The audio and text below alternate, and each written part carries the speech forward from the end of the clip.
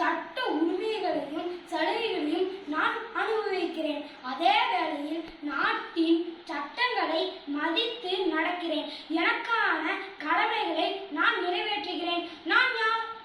இந்திய குடிமகன். ஆம், நான் இந்திய குடிமகன். குடியுரிமை இரண்டு வகைப்படும்: இயற்கை குடியுரிமை, இயல்பு குடியுரிமை. இயற்கை குடியுரிமை பிறப்பால் பெறக்கூடிய குடியுரிமை. இயல்பு குடியுரிமை இயல்பாக விண்ணப்பித்து பெறும் குடியுரிமை. இயற்கை குடியுரிமை நாம் பிறந்த நாட்டில் பெறக்கூடிய குடியுரிமை இயற்கை குடியுரிமை எனப்படும். இயல்பாக பெறும் குடியுரிமை நான் படித்து முடித்த பின் சிங்கப்பூரிலோ அல்லது அமெரிக்காவிலோ எனக்கு வேலை வாய்ப்பு வரும்பொழுது நான் அங்கு சென்று பெறும் குடியுரிமை விண்ணப்பித்து பெறும் குடியுரிமை எனப்படும். இதுவே இயல்பாக பெறும் குடியுரிமை. குடியுரிமை பெறுதல் வகைகள்: 1. பிறப்பால் பெறும் குடியுரிமை. 2. வம்ச வழியால் பெறும் குடியுரிமை. 3. பதிவு செய்தல் மூலம் பெறும் குடியுரிமை. 4. இயல்பு குடியுரிமை. 5. பிரதேசங்கள் இணைத்தல் மூலம் பெறும் குடியுரிமை. பிறப்பால் குடியுரிமை பெறுதல் 26/1/1950க்கு பிறகும் 1/7/1987க்கு முன்பும் பிறந்தவர்களின் பெற்றோர்கள் எந்த நாட்டவராயும் இருக்கலாம். 1/7/1987க்கு பின் பிறக்கும் குழந்தைகளின் பெற்றோர்களில் ஒருவர் இந்திய குடிமகனாக இருத்தல் வேண்டும்.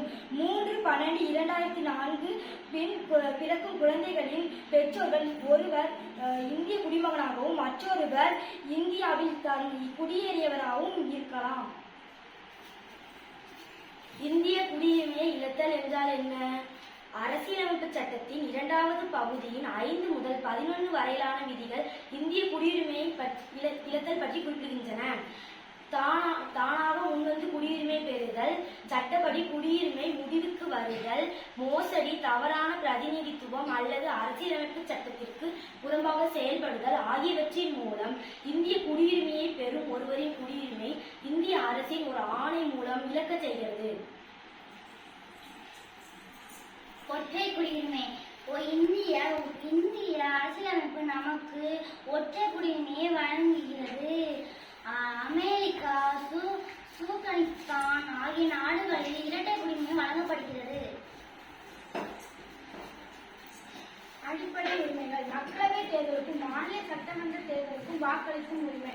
இந்திய அரசு பாராளுமன்றம் மற்றும் மாநில சட்டமன்றங்களில் உறுப்பினராவதற்கான உரிமை இந்திய குடிமக்களின் உரிமைகள் ஆகும். ஒரு நாட்டின் குடிமக்கள் அல்லாதவர்களை 2 வகைப்படுத்தலாம். 1. அந்நியவருமன், குடிவருமன். நல்ல குடிமக்களின் பண்பு: